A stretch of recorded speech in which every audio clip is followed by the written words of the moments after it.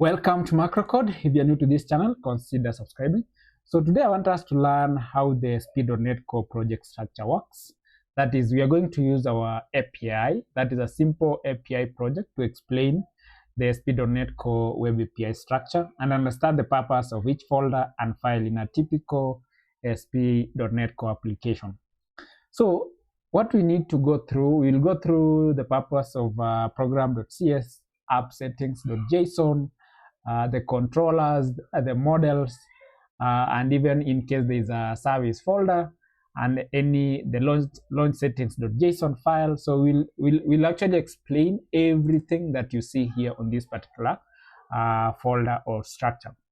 So what I want us to begin with is I want us to start with the program.cs.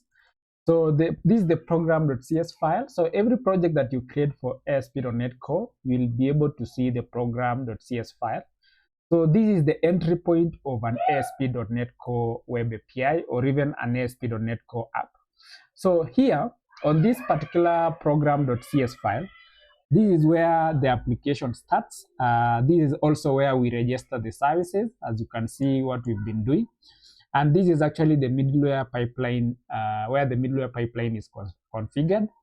And also the HTTP request handling begins on this particular file. So as you can see, these are some of this is how the file looks like. So the builder.services that you see here, this is actually the dependency injection. This is the purpose.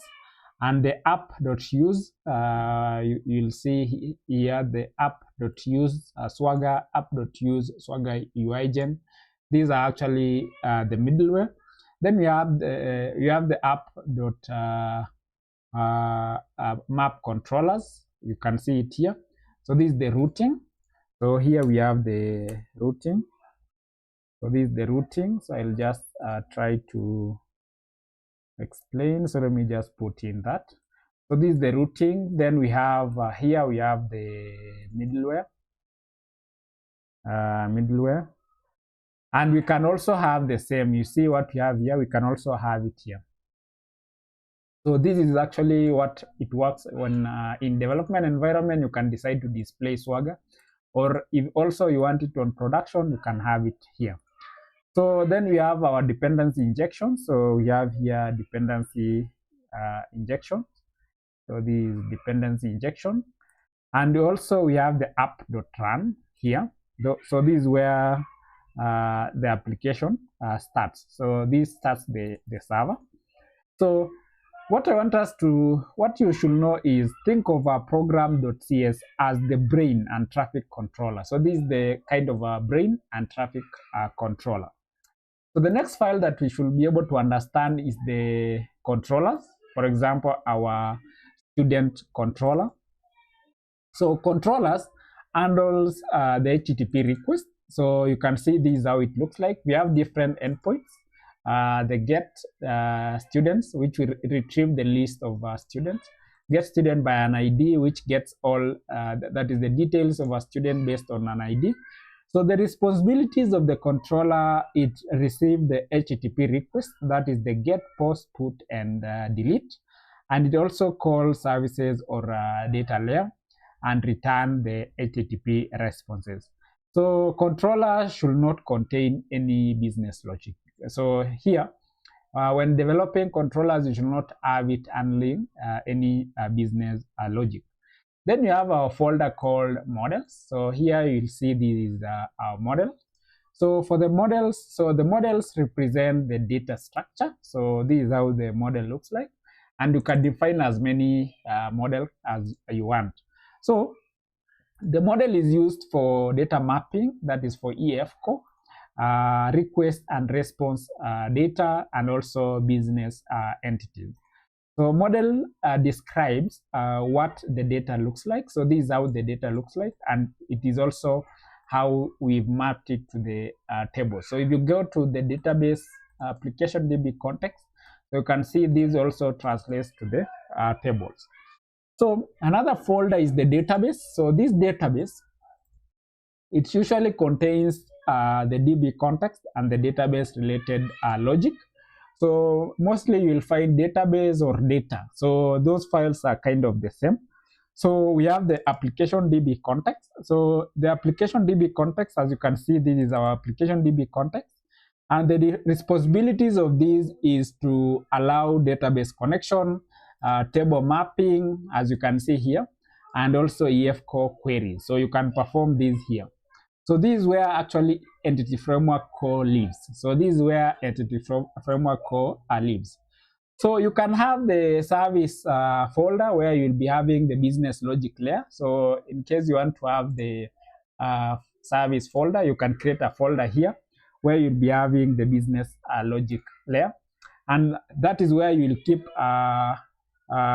you'll keep the controllers thin. So as we say, you should not allow the business logic within the controllers, but have it within services so that you keep the controllers thin. It also improves testability and encourages clean architecture. Then we have a file here called appsettings.json. So this is where we store application configuration. So as you can see here, we have the default connection. We have the desktop student API, which is the database, trust connection, multiple active result set, trust server certificate. Then you also have certain settings. So you can have, in case you want to have the folders, you can also include different settings on this particular file. So why this file matters is it's actually, as you can see, we have, you should not actually doing the hard coding, and you should pass those values in case you want to store them here. So this file is very important file. So you can see the app settings, and we also have the app settings.development file. So these overrides the settings only in development. So if you are in a development environment, then you can have those settings here. For example, you can also have the configuration settings for your development environment, which may be different from what you have it on production. So ASP.NET Core automatically picks the right file based on the environment. So if you have when you are on development environment, then you're able to use this particular setting, or when in production, then it is able to know that. Then you have a very important file called launchsettings.json. So this is used only during local development, and you can see this is how the file looks like. So this file controls, so this file, as you can see, controls the ports. So you can see the ports that you have. This is the application URL, and you're able to define even the ports that you want your application to run on. So it controls the port, the environment, and actually the launch behavior. So you can see the environment here. We have the development environment. You can set the environment, whether it is actually on production or even development environment. So we have also a file called a CS approach. So if you click on this particular file, you will see all these package references. So this file defines the target framework. So you can see the target framework. It also defines the NuGet packages. So you can see the packages that we have, that we install. And to install these, you right click on the manage NuGet packages, then you can install various NuGets. So here you can have a lot of NuGets. So you can say Newtonsoft.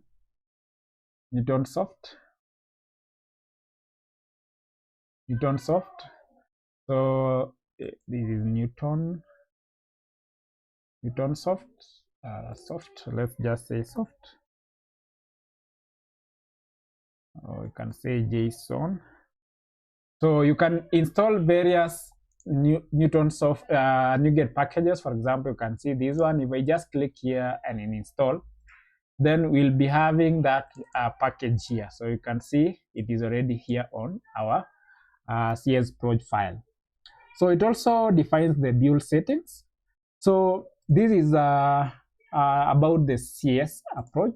Then you have also a folder called www-root, and I don't think we have that in our API, but that contains the static files like the CSS, JavaScript, images, and the rest.